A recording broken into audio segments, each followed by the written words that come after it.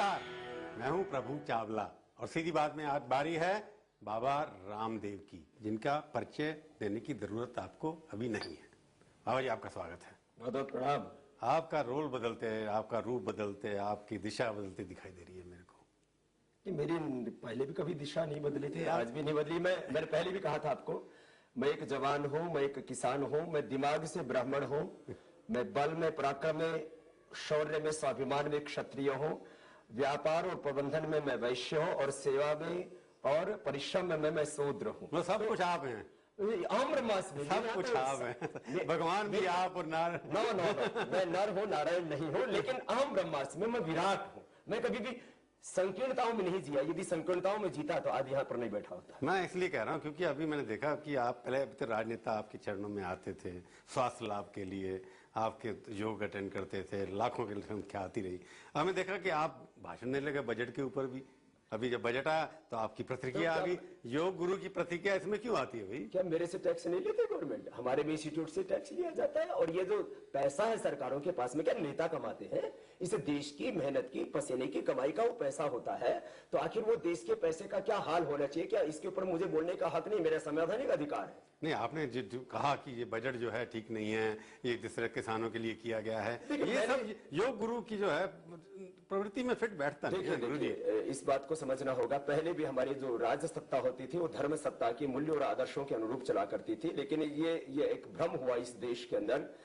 200 वर्ष अंग्रेजों ने इस देश के अंदर राज किया। 1757 से 1857 तक ईस्ट इंडिया कंपनी ने, और 1858 से लेकर के 1947 तक, करीब ये 200 वर्षों तक जो हमारी जो विदेशी हुकूमत है जो इस देश के अंदर काम करती थी, वही यदि आज की हुकूमत यदि काम करती है तो मैं समझता हूं कि वह आजादी का अर्थ ही कहीं खो जाता है। उस समय ये सरकारें 10% जो है जनता की भलाई के लिए खर्च करती थी, 90% अपने लिए। आज भी यदि वही इस देश में होता है और जो है किसानों के नाम से 60,000 करोड़ रुपए हम दे रहे हैं, ऐसा कह करके इस देश के लोगों को मैं कहता हूं कि जो 4 करोड़ लोगों को फायदा पहुंचाए ऐसा करके, तो क्या 78 करोड़ जो लोग इस देश में कृषि पर आधारित अपने जीवन गुजारते हैं, क्या उनका भला नहीं हो सकता? आपने एक शब्द का प्रयोग किया कि विदेश सरकार जो थी, अब ये सरकार स्वतंत्रता तो मिल गई पर विदेशी प्रवृत्ति वही की वही है। आपको लगता है कि ये सरकार तो देसी है पर प्रवृत्ति विदेशी है? हर महीने में आप देखेंगे, आप कानून की व्यवस्था ले लीजिए, 34,735 कानून अंग्रेजों के जमाने में बने थे, आज वैसे ही चल रहे हैं। बजट ले लीजिए, जो बजट अंग्रेजी सरकार ने बनाया अपने अंग्रेज काल में 1927 में जो अंग्रेजी सरकार का बजट था, 10% जनता की भलाई के लिए, 90% अपनी भलाई के लिए। आज की सरकार ने भी क्या किया है? आप ये समझो कि 60,000 करोड़ भी दे देते, कितना हुआ? 7.5 लाख करोड़ रुपए का हमारा टोटल बजट, 7,50,883 करोड़ का। तो उसमें से 10% भी देश के लिए तो नहीं दिया। 10% दिया तो भी क्या दिया? मैं कहता हूं इस देश के अंदर 20% सरकार को सरकारी खर्चों के लिए बजट का हिस्सा प्रयोग करना चाहिए। उसमें करीब 1.5 लाख करोड़ रुपए हो जाता है, और 6 लाख करोड़ रुपए जो है वो जनता की भलाई के लिए खर्च करना चाहिए। हमारे देश के अंदर 6 लाख गांव हैं, एक गांव को 1 करोड़ रुपए मिलेंगे, हमारा गांव स्वर्ग बन जाएगा। 1 वर्ष के अंदर हमारा देश अमेरिका, यूके, कनाडा को छोड़ करके उनसे भी आगे बढ़ सकता है, दुनिया की महाशक्ति बन सकता है, जिसको सुपर पावर बनाने की बात हमारे कलाम साहब से देश के जो भी तमाम राष्ट्रवादी लोग हैं वो चाहते हैं। पर आपने बाबा जी जो सलाह दी है आपने, ये जो गुरु का काम तो ये नहीं है ना कि 6 लाख करोड़ रुपए किससे बटना चाहिए, 1 करोड़ हर गांव को दे दो।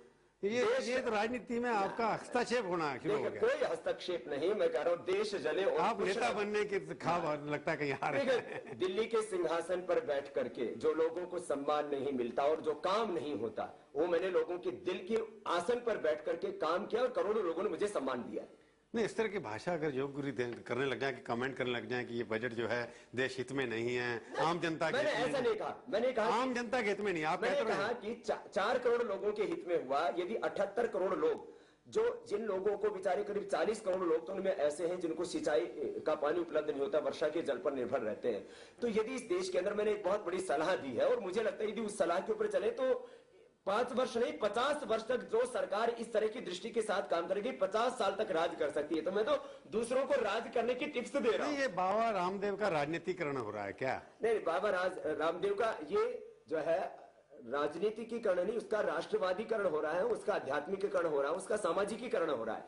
तो सामाजिक सरोकार है मेरे, इस समाज ने, देश के लोगों ने मुझे बड़ा बनाया है। मैं तो एक गरीब माँ बाप के घर में पैदा हुआ, अनपढ़ माँ बाप के घर में पैदा हुआ, और इस बार तो आप लोगों ने, इंडिया टुडे ने मुझे जो है देश के 50 जो है बड़ी हस्तियों के अंदर शुमार कर दिया। तो मेरी ताकत आखिर कौन है? मेरी ताकत इस देश के लोग हैं। मेरे पास तो 1 इंच जमीन नहीं, 1 रुपए बैंक बैलेंस नहीं। आपने मुझे बड़ा क्यों माना? इसलिए बड़ा माना कि इस देश के लोगों ने मुझे बड़ा बनाया। तो देश के लोगों आपको बड़ा इसे मांगा कि आप योग दृष्टि से लोगों को योग दिखाते थे, स्वास्थ्य सिखाते थे, आपने कम्युनिस्ट से लड़ाई की, इसलिए नहीं बड़ा बनाया कि आपके पास पैसा है या जमीन है। मेरे पास नहीं है जमीन, देश के लोग मेरी ताकत है। 100 करोड़ लोग जो है कई कमो बेश मेरे बारे में जानते और मेरे काम से खुश हैं। बाबा जी, आप भाषण तो दे रहे हैं उसके ऊपर, बजट में क्या होना चाहिए क्या नहीं होना चाहिए, कोई आपके पास कोई अपना भी कोई है तरह सोल्यूशन? क्रिटिसाइज करना तो आसान है। देखिए, मैंने एक योजना बनाई है, स्वास्थ्य और समृद्धि का मंत्र। ये जो करीब 5 लाख करोड़ रुपए दवाओं में बह रहा है, स्वास्थ्य तो आपने दे दिया लोगों को, समृद्धि का भी मंत्र उसमें साथ में जुड़ जाता है। मेरा संकल्प एक भी व्यक्ति की मौत गरीबी और भूख से ना हो, तो उसमें बीमारी और भूख से ना हो। उसमें मैंने ये कैलकुलेशन किया है, करीब 40 करोड़ लोग जो शहर में रहते हैं वो करीब 40 रुपए प्रति व्यक्ति अपने दवाओं के ऊपर खर्च करता है। उसकी बजाय वो जो गांव का गरीब मजदूर किसान जिन प्रोडक्ट को पैदा करता है, लौकी, एलोवेरा, खीरा, करेला, टमाटर, इन चीजों को अपने लाइफ स्टाइल में शामिल कर ले, तो उसका वो जो है खर्चा बच जाएगा दवाइयों का 40 रुपए का। उसकी बजाय उसको 5-10 रुपए की कभी कोई सर्दी जुकाम की दवाई लेनी पड़ सकती है। और वो 40 करोड़ लोग यदि 10 रुपए रोज का जो है अपने इन उत्पादों पर खर्च करते हैं, जिनको गरीब मजदूर गाँव का किसान पैदा करता है, खीरा, करेला, टमाटर, लौकी, आंवला, उनको यदि वो हम खिलाएंगे, लोगों को खाने भी लग गए, तो इससे 1 महीने के अंदर करीब जो है 1200 करोड़ रुपए और 1 साल के अंदर 1,40,000 करोड़ रुपए गांव की तरफ जाएगा। ये गांव के आदमी को सीधा लाभ मिलेगा और ये एक बहुत बड़ी बात होगी और एक लोगों की जीवन शैली में, लोगों के विचार में, सोच में परिवर्तन होगा और दवाओं के नाम पर जो देश का दोहन हो रहा था वो रुकेगा और मुझे लगता है इससे देश जागरूक बनेगा। और अभी हम 1 लाख शिक्षक बना रहे हैं अगले साल, हम 2009 में यहाँ पर, तो हर 10,000 आदमियों पर हमारा एक शिक्षक तैयार हो जाएगा। तो 10,000 लोगों को एक प्रशिक्षक हमारा जो है वो योग की ट्रेनिंग देगा, तो इस देश के लोगों का स्वास्थ्य भी अच्छा होगा, उनके अंदर अच्छे विचार भी आएंगे, उत्पादकता, गुणवत्ता, सृजनात्मकता, सकारात्मकता भी बढ़ेगी। तो कृषक को आप जो है कृषि को भी लाभदायक बनाना चाहते हैं, 1.5 लाख स्वास्थ्यदायक और लाभदायक दोनों बनाना चाहते हैं। स्वास्थ्य, शहर वालों को स्वास्थ्य मिलेगा और गांव वालों को समृद्धि, और इस स्वास्थ्य और समृद्धि के मंत्री से हमारा देश खुशहाल बनेगा। बाबा जी, अब जितनी बातें जो है ना, ये सब योग शिक्षा में तो कहीं लिखी नहीं है। योग से पराक्रम जागता है, शक्ति जागती है, शौर्य जागता है, निर्भीकता पैदा होती है, तो व्यक्ति ऐसी बात कर सकता है। नहीं तो लोग जो है सरकारों को यशोगान करते हैं। मैं सरकारों का विरोधी नहीं हूँ, लेकिन जो देश हित की बात होती है सीधी बात डरता नहीं। जब पहली बार सीधी बात की थी, उसके बीच में अब तक लगता है आपने अर्थशास्त्र का अध्ययन ज्यादा किया है और सरकार क्या करती है, कैसे करना चाहिए, इसके ऊपर याद सोचा है आपने? मैं इसके ऊपर भी सोचा और बहुत कुछ मैंने सोचा है। इस देश का 5 लाख करोड़ रुपए कुल बजट का यदि हम देखें, यदि सरकार, क्योंकि 97% हमारे प्राइवेट सेक्टर से खर्च होता है स्वास्थ्य सेवा पर, 5 लाख करोड़ रुपए खर्च करने के बावजूद भी देश के करीब जो है 40 करोड़ लोग जो है वो 40 करोड़ लोग स्वास्थ्य सेवाओं का लाभ ले पाते हैं। 84 करोड़ लोग फिर भी बच जाते हैं। लोग तो 84 आसन सिखाते थे। मैं उन 84 करोड़ लोगों के स्वास्थ्य के हित की भी बात करूंगा। मैं आपसे पूछूंगा बात साहब, अभी तो मेरे को लगता है कि ये अगर इसके सोचने के बजाय आजकल का नौजवान जो है वो भटक रहा है, अपने आप को सुंदर बनाने के लिए 6 ऐप बनाता है। आपके पास 8 ऐप्स भी हैं, सुना है मैंने, देखने में दिखाई देते हैं, वो केवल ब्रूस ली के पास है। और आपने कैसे वो उसकी तरफ जाना चाहिए था कि 6 ऐप्स सुंदर कैसे बने, मानसिक दृष्टि से, शारीरिक दृष्टि से। मैं पूछूंगा एक छोटे से ब्रेक के बाद। सीधी बात में आपका एक बार फिर से स्वागत है। आज हम बातचीत कर रहे हैं शारीरिक दृष्टि से अति सुंदर 8 ऐप्स वाले, यानी कि 8 ऐप्स वाले बाबा रामदेव से। आपके तो 8 ऐप्स हैं। परेशानी ये है कि फिल्म एक्टर जो आपके भक्त हैं वो इस तरह से योगा की तरफ क्यों जाते हैं ऐप्स बनाने के लिए?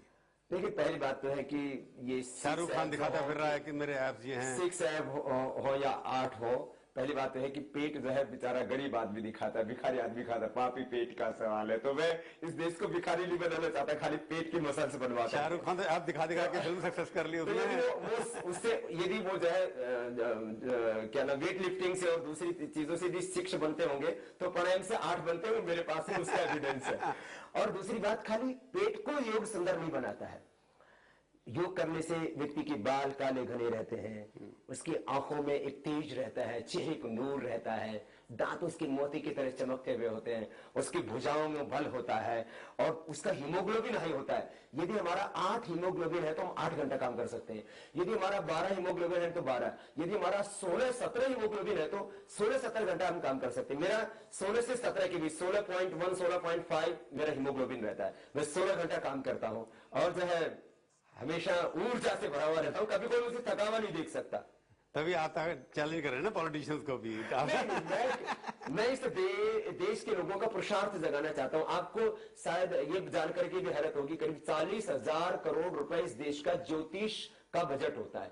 बाबा जी, मैं आपसे सवाल जो पूछना चाहता हूं कि ये जो 6 ऐप या सुंदर बनने की एक प्रतिस्पर्धा चली हुई है, कंपटीशन चला हुआ बच्चों के अंदर, उसके अंदर योग की तरफ अट्रैक्टिव हो यंग लोग, आज का युवा बच्चे आपकी तरफ आए, वो क्यों नहीं कर सकते आप? जिम में जाना पसंद करते हैं, जिम में चले जाते हैं, सुबह सुबह डांस कर रहते हैं, उसके ऊपर खड़े होकर। अब योग की तरफ बच्चे बहुत आ रहे हैं। अभी मैं देख रहा हूं इस साल मैं करीब करीब जो है 10 लाख से ज्यादा बच्चों को इसी वर्ष मिल चुका हूं। मेरे एक शिविर में 50,000 से लेकर के 1 लाख तक बच्चे आते हैं। कोल्हापुर के शिविर में तो मुझे 20 स्कूलों के बच्चों को वापस भेजना पड़ा, क्योंकि ऑलरेडी 1.25 लाख बच्चे करीब ग्राउंड पर आ चुके थे। तो अब बच्चे योग करके सुंदर बनना चाहते हैं, स्वस्थ बनना चाहते हैं, प्रतिभावान बनना चाहते हैं, वो अपनी मेमोरी को बढ़ाना चाहते हैं, अपनी हाइट को बढ़ाना चाहते हैं, राइट साइड को बढ़ाना चाहते हैं, अपना जो IQ लेवल बढ़ाना चाहते हैं। और उनके लिए एक बहुत बड़ी प्रेरणा ये भी होती है कि बाल भी लाना चाहते हैं मेरी तरह। हाँ, चेहरे पर लालिमा और बालों में कालीमा, ये तो सबको बात है। मेरा तो वो नहीं आते, वैसे लोग आते हैं ना एलोपैथी से, लोग आते हैं आपके एलोपैथी के द्वारा बाल भी वापस आ जाते हैं ना योगा के थ्रू। तो लोग जो है वो चिपका देते हैं, वो जैसे धान ग्राफ्टिंग करते हैं। तो बुआई से अच्छा है कि नेचुरल यदि आपके बाल अच्छे हो जाएं। और मैं इस बात को देख रहा हूं कि आज देश का युवा जो है योग की तरफ ज्यादा आकृष्ट हो रहा है। और वो एक बात ये भी है कि वो यौन शिक्षा नहीं लेना चाहता, वो योग शिक्षा लेना चाहता है, क्योंकि इस देश के अंदर अभी एक नई दृष्टि पैदा हुई है और मुझे लगता है उससे भारत का भविष्य सुंदर बनेगा। आपको लगता है कि योगा के थ्रू भी आप उसको, क्योंकि आपका तो कंपटीशन पहले मल्टीनेशनल से था, वो तो आज भी है। उनके और आप देखते हैं इस बात को, एलोपैथी के मेरी ताकत मैंने अपने देश के लोगों के बल पर, अपने देश के लोग मेरी ताकत बने और उनके बल पर मैंने जो है इस देश के अंदर कोल्ड ड्रिंक कंपनियों को मात दी। एक तरफ वो हीरो होते थे जो 1-1 करोड़, एक ऐड के 2-2, 4-4, 5-5 करोड़, 10-10 करोड़ लेते थे। और एक तरफ स्वामी रामदेव अकेला बाबा होता था जो है उनकी सारी ऐड की रेड मारता था। तो आज इस देश के अंदर यदि 70 से 80% कोल्ड ड्रिंक बिकनी बंद हुई और उसकी जगह लोग दूध पीने लगे, क्योंकि कोल्ड ड्रिंक पीने से शायद आपको चावला साहब ये जानकर की हैरत होगी, इस देश के अंदर हर दूसरा आदमी आज अर्थराइटिस का शिकार हो गया था कोल्ड ड्रिंक पी करके।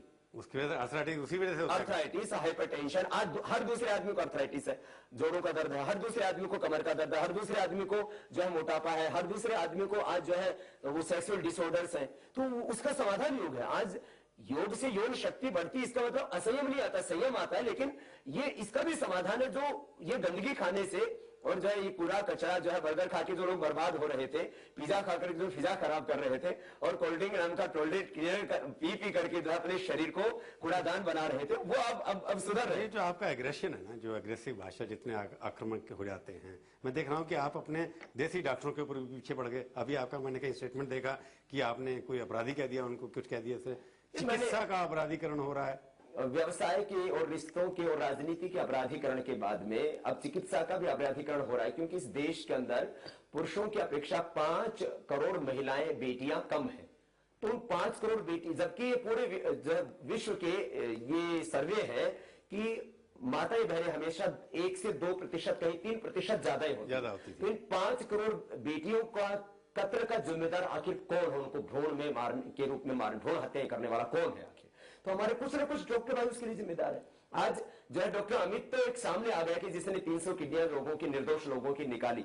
बाकी और कितने लोग हैं जो इस तरह के धंधों में लीन रहते हैं? अनावश्यक टेस्ट, अनावश्यक महंगी दवाइयां, अनावश्यक ऑपरेशन, जिसको देखो वहीं पर चाकू लेकर के तैयार रहते हैं। जीवन रक्षक दवाइयां या आवश्यक ऑपरेशन बहुत जरूरी है, लेकिन मैंने कहा ये ऐसा नहीं कि सबके ऊपर मैंने कहा, लेकिन ये सच है इस देश का, इसको कोई नहीं निकाल सकता कि आज जो है एक मुर्दे के टेस्ट कर दिए जाते हैं। तो बाबा जी जो चीजें उठा रहे हैं, इसके पीछे मुद्दा होगा ना कि आपका असली उद्देश्य क्या है? मेरा असली मकसद तो यह है, पतंजलि से कब्जा तो हो गया, इसके बाद कहां कब्जा करना है दिलों में? नहीं, देखिए सब कुछ दिल से ही होता है और दिमाग से होता है, तो योग से दिल और दिमाग अच्छे हो जाते हैं। मैं तो कहता हूं इस देश की संपूर्ण समस्याओं का समाधान योग है। योग से जहां करीब 5 लाख करोड़ रुपए की आर्थिक इनकम इस देश की बढ़ेगी, वो जो दवाओं में बर्बाद बह रहा था पैसा वो बचेगा, इसके साथ साथ इस देश का पुरुषार्थ जगेगा। और एक बड़ी बात यह होगी, आज अशांत मन में हिंसा पैदा हो रही है, घृणा पैदा हो रही है, आज आतंकवाद पैदा हो रहा है, प्रांतवाद पैदा हो रहा है, भाषावाद की आग लग गई इस देश के अंदर। और आपने प्रांतवाद की बात की, आपने राज ठाकरे के ऊपर भी अटैक किया।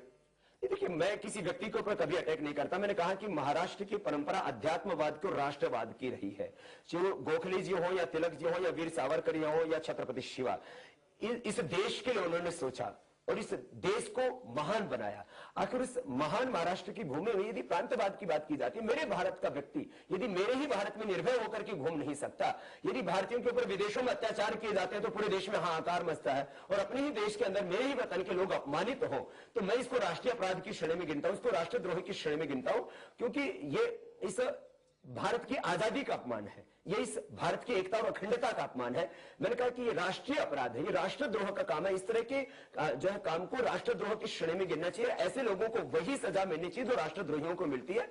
और दूसरा, इस तरह की जो बातें करने वाले लोग हैं, चाहे कोई हो, वो चुनाव आयोग को ऐसी राजनीतिक पार्टियां चाहे राष्ट्रीय हो या प्रांतीय हो, उनकी जो है राज ठाकरे को आपने राष्ट्रद्रोही कह दिया इसका? नहीं, मैं किसी को राष्ट्रद्रोही नहीं कर रहा। मैं कह रहा ऐसे जो लोग हैं उनको चुनाव आयोग उनकी पार्टियों की जो है मान्यता भी रद्द करनी चाहिए। ऐसे ये इस देश के अंदर यदि ये बात उठती है, आपका योग बंद करवा देंगे वहां पर महाराष्ट्र के अंदर? महाराष्ट्र में मेरे सबसे ज्यादा अनुयायी हैं। मैंने किसी व्यक्ति के बारे में नहीं बात की मैंने, और महाराष्ट्र के लोग राष्ट्रवादी हैं, मैं इस बात को कहता हूं, क्योंकि करोड़ों लोग मेरे प्रति वहां आस्था रखते हैं। और वहां करीब मुझे लगता है कि पिछले इन 5 सालों में करीब 1 करोड़ लोग तो मेरे शिविरों में आ चुके होंगे। पर आपने जिस तरह से कहा, जिस तरह का आपने कहा कि राष्ट्र क्या जो मैंने बातें की आप उनसे सहमत नहीं चावला साहब? आप बताओ, एक पत्रकार होने के नाते, आप मेरा यद्यपि इंटरव्यू लेने आए, लेकिन मैं आपसे पूछता हूं एक देश का नागरिक होने के नाते, क्या जो मैंने बातें कही है गलत है? नहीं, आप जब इंडिया, आप मेरी बातों को समर्थन मैं कहता हूं ना, इंडिया टुडे के 50 लोगों में आप आए हैं, तो जो बात आप कह रहे हैं वो एक राजनेता भी कहता है। आप पहली बार कह रहे हैं इसलिए थोड़ी बेटर लग रही है। इस देश का संत, इस देश का फकीर, इस देश का सन्यासी यदि देश हित की बात नहीं करेगा और कौन करेगा? राजनेताओं में कौन बोले? खाली वो लोग बोले जो बिहार के हैं, वो लोग बोले जो उत्तर प्रदेश वाले तो फिर भी नहीं बोले। ये देश मेरा है, मैं बिहार में पैदा नहीं हुआ, लेकिन मैं पूरे देश का दर्द अपने दिल में रखता हूं, पैदा हुए ना, क्योंकि मैंने कहा कि मैं इस देश में अपने तन में मैं अपना वतन देखता हूं, और पूरे हिंदुस्तान में मैं स्वयं को देखता हूं। मैं हमेशा कहता हूं, मेरे हर एक इंसान में मेरा हिंदुस्तान है, मेरे हर एक भारतवासी में मेरे भारत की तकदीर और तस्वीर, वही भारत का भाग्य विधाता है। आपकी आवाज में इतनी ताकत है, पर लगता नहीं कितनी उम्र के, मेरे को लगता है 20-22 साल के होंगे अभी आप। योग का यही तो कमाल है कि योग करने से आप में बच्चों जैसी निश्चलता, निष्कपटता, युवाओं जैसा जोश, प्रभु जैसा विवेक और सन्यासी जैसा समर्पण। तो मैं चाहता हूं कि मैं ऐसे ही रहूं सदा। आप वैसे 25 के हैं या कितने के हैं? यदि मैंने आपने उम्र बताई दी तो फिर आगे तो ये फिर वैसे चलो, मैं आपकी उम्र किसी एक ने पूछूंगा जरूर। हमारे स्टूडियो में आप आए, बहुत बहुत धन्यवाद। तो ये थी आज की मुलाकात। सीधी बात का ये कार्यक्रम आपको कैसा लगा? आप अपनी राय हमें ईमेल के जरिए भी भेज सकते हैं। हमारा ईमेल का पता है sb@aajtak.com। अगले हफ्ते आएगी बारी किसी और हस्ती की। इंतजार कीजिए तब तक, और देखते रहिए आज तक।